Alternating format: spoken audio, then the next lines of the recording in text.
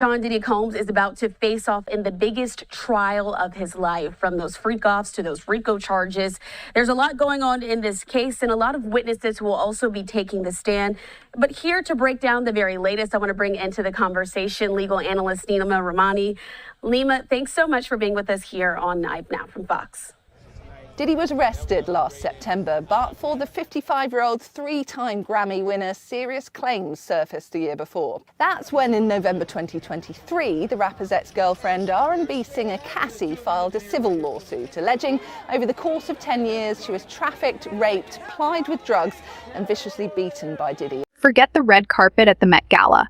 Today's biggest drama is unfolding in a federal courtroom in Manhattan.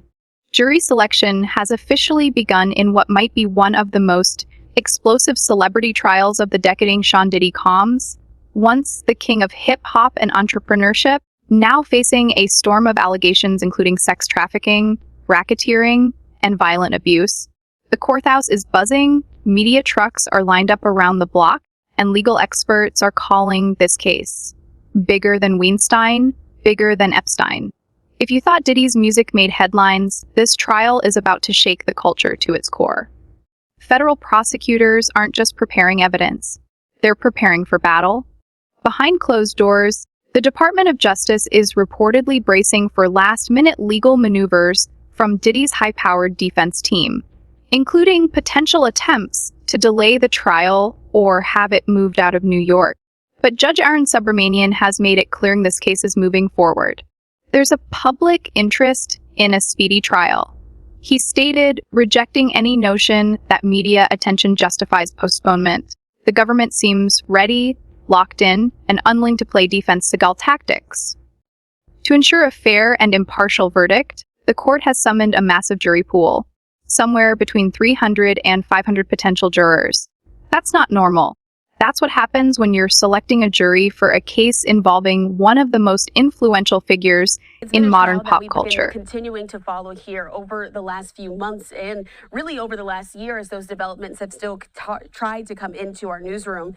But let's start with the very basics. Something that came out this week. Diddy formally declined the last plea deal that he was offered. Again, we know court is set to begin on Monday. Was this an expected move for him to turn down that final plea offer? Christina, it was expected. And the judge in the case, Judge Subramanian, asked Diddy, did you decline and reject the government's offer? And the reason is it's the defendant's right to a speedy trial. And the judge wants to make sure that he is making a knowing and voluntary decision to push the case to trial, because obviously there's a benefit to pleading. Usually you get a reduced sentence. I still think it would be double-digit years in federal prison under any plea deal. Obviously, the judge and the parties did not disclose the terms of that offer, but I can't see the government giving a huge discount in this case. Before potential jurors ever enter the courtroom, they're being asked to fill out a detailed, multi-page questionnaire. This isn't just about age, occupation, or marital status. The court wants to know how they feel about celebrity culture, race, wealth, the criminal justice system, and even the A-mentor movement. They're digging deep into attitudes, media habits, and social beliefs to filter out anyone with even the slightest bias. In a case this culturally charged, that level of scrutiny could be the difference between conviction and acquittal. Then comes voir dire, the legal dance where attorneys and the judge question jurors face to face. Judge Subramanian will lead most of the questioning himself, looking for signs of prejudice, inconsistency, or preconceived opinions. After that, both the defense and prosecution will have the chance to eliminate jurors either for clear bias, for cause, or without explanation, peremptory strikes.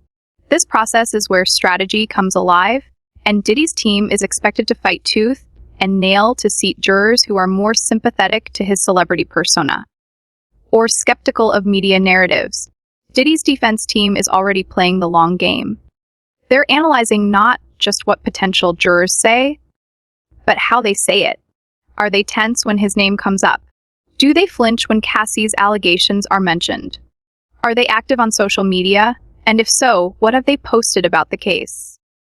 Every micro-expression, every tweet, every like is being weighed like evidence. In a courtroom where optics are everything, body language could prove just as important as legal precedent.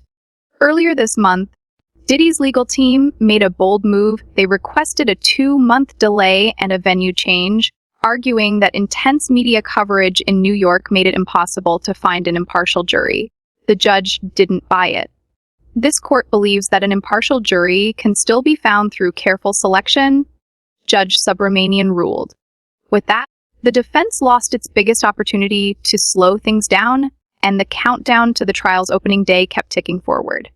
Joining us here on Live Now from Fox. Be with you, Stephanie. So this case is going to have a lot of bombshell testimony, no doubt. But I want to start with jury selection that's expected to begin tomorrow. When it comes to what an ideal juror is for the defense and for the prosecution, what are each side looking for a juror? Yeah, Stephanie, I think the defense is going to look for people who are open to non-traditional lifestyles, who can receive evidence of what defense will sort of style as sex, drugs, and rock and roll, and not get put off and not rush to judgment. On the flip side, the prosecution is going to be looking for folks who are not going to be distracted by, the new shiny object over here, who are not going to get off course by any kind of circus the Diddy team may try to bring into this trial.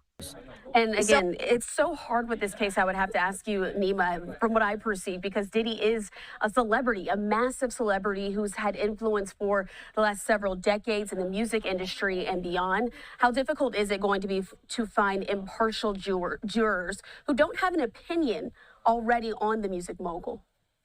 It'll be difficult, Christina, and this is probably the biggest celebrity case, I think, maybe since Johnny Depp, probably going back to OJ. I mean, this is just such a huge case. And, one issue is Diddy is so big that it doesn't matter if you move the trial from New York City to some other part of the state or even some other part of the country. Everyone in the world knows who Sean Combs is. Everyone's seen the video from 2016 of him seemingly beating ex-girlfriend Cassie Ventura. Everyone has a view on this case already. There's not a juror in the entire country that hasn't heard something. So the judge is going to have to ask them to set all that aside and decide the case solely based on the facts and evidence and what they hear in that courtroom. So what happens next? If jury selection proceeds on schedule, opening statements could begin as early as May 12. Among the expected witnesses is Cassie Ventura, Diddy's former partner, whose lawsuit helped ignite the avalanche of allegations against him. The eyes of the nation and the entertainment world are locked on this courtroom where one man's freedom, legacy, and empire hang in the balance. Make sure you're subscribed because we'll be covering every twist, every shock, and every revelation. This isn't just another celebrity scandal. It's history in real time. Is there anything that you may want to confess tonight before you go in? Keep everything right here. There you go. Or right here. There you go.